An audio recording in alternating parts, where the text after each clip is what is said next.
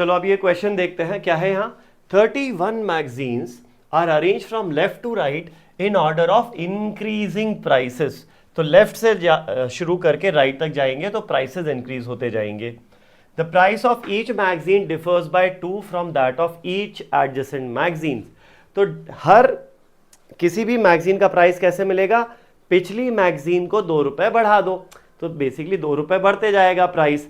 तो अगर 2 रुपए बढ़ते जा रहा है प्राइस में, तो ये जो प्राइस की जो सीरीज बनेगी वो सीरीज कैसी बनेगी, ये होगी अरिथमेटिक प्रोग्रेशन। ठीक है, ठीक है। चलो फिर आगे देखते हैं।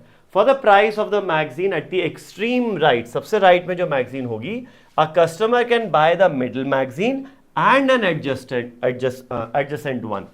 तो समझो यहां पर मान लो पहली मैगजीन जो है उसकी प्राइस है A1, दूसरे की होगी A2, तीसरे की होगी A3, सो ऑन टिल कितनी मैगजीन्स हैं, 31 मैगजीन्स हैं टोटल।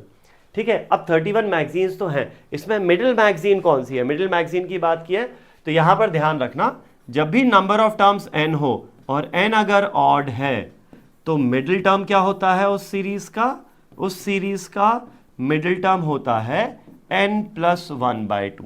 अगर 11 टर्म्स हैं तो मिडिल टर्म क्या होगा, 11+1 12/2 यानी कि 6 होगा। ठीक है, तो सेम यहां पर मिडिल टर्म क्या हो जाएगा, मिडिल टर्म होगा 31+1 32/2 यानी कि A16 जो है ना वो हो जाएगा मिडिल टर्म आपका। अब A16 अगर मिडिल टर्म है तो इसमें एडजेसेंट टर्म की भी बात की है, लेकिन एडजेसेंट कौन सा, लेफ्ट वाला या राइट वाला, ये नहीं बोला।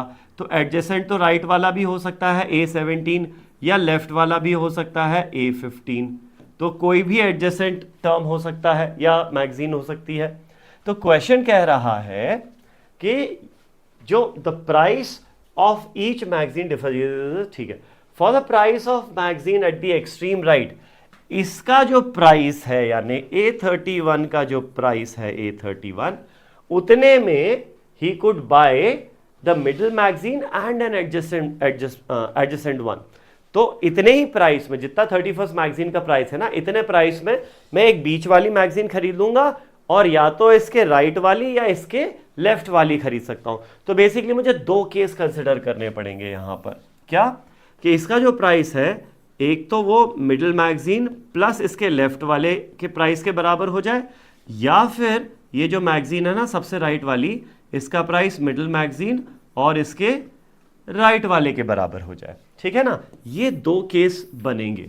अब क्वेश्चन ने स्पेसिफाई नहीं किया है कि एडजेसेंट में कौन सी वाली एडजेसेंट है, तो इसलिए मुझे 2 केस बना के चलना पड़ रहा है। तो चलो ये देखते हैं पहले। 31st मैगजीन जो है उसका प्राइस क्या होगा, फर्स्ट मैगजीन का प्राइस A1, इसको मैं A ही बोल दे रहा हूं, एक ही बात है। तो A प्लस 31 - 1 यानी कि 30 × D, nth टर्म का फॉर्मूला लगा दिया सिंपली, ये हो जाएगा A प्लस 15D और ये हो जाएगा A प्लस 14D। ठीक है, तो यहां से आएगा मेरे पास A प्लस A, सॉरी एक ये तो A कैंसिल आउट हो जाएगा, 15 + 14 इज 19, 30 में सॉरी 29 होगा ये, 30 में से 29 माइनस होगा D बचेगा और यहां बचेगा सिर्फ A। तो D कितना आ गया, 2 आ गया। नाउ D है क्या, D तो हमें पता है ना 2 रुपए बढ़ता जा रहा है, तो D is nothing but 2 rupees. हमें ये पता है हर मैगजीन का प्राइस 2 रुपए बढ़ता जा रहा है, तो जो कॉमन डिफरेंस है वो कितना है, 2 रुपीज का कॉमन। अच्छा A3 से A15 तो नहीं, जो कॉमन डिफरेंस है वो है 2 रुपीज का। ठीक है, तो यहां से बेसिकली मेरे पास A की वैल्यू क्या आ जाएगी, since D is equal to 2, D की वैल्यू तो फिक्स है, D हो गया हमारा 2, कॉमन डिफरेंस है 2, तो यहां से मेरे पास A की वैल्यू भी क्या आ जाती है, 2 रुपीज, यानी कि जो पहली मैगजीन है उसका प्राइस कितना है, 2 रुपए उसका प्राइस है। सिमिलरली अब ये सेकेंड वाला देख के सॉल्व करते हैं, तो आएगा A31 हो जाएगा A plus 30D is equal to, ये हो जाएगा A plus 15D plus A plus 17 हो जाएगा A प्लस 16D। ठीक है, A कैंसिल्स आउट, 15 और 16 हो गया 31D, 31D में से D इधर कैंसिल आउट होगा, बचेगा सिर्फ D plus A is equal to 0 आ गया। D प्लस A 0 आ गया और D की वैल्यू क्या है, 2, 2 यहाँ रखोगे तो ए की वैल्यू कितना आ जाएगी, यहाँ से -2 आ जाएगी। अब सोचो भाई, क्या ए की वैल्यू -2 हो सकती है? नहीं हो सकती। ए तो क्या था, फर्स्ट मैगजीन का प्राइस है ना, प्राइस नेगेटिव नहीं हो सकता, प्राइस तो पॉजिटिव या 0 हो सकता है मिनिमम।